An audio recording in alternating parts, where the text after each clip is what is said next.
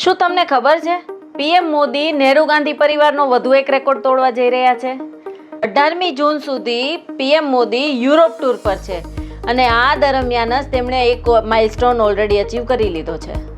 મોદીએ ફ્રાન્સ પછી સ્લોવાકિયાની મુલાકાત લીધી. હવે ફરીથી ફ્રાન્સમાં G7 દેશોની બેઠકમાં હાજરી આપવાના છે.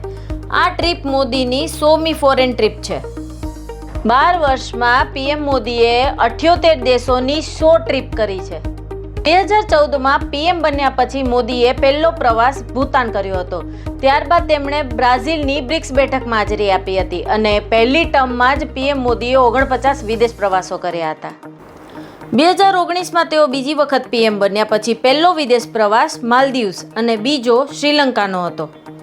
સેકન્ડ ટર્મમાં પીએમ મોદીએ 27 વિદેશ યાત્રાઓ કરી હતી.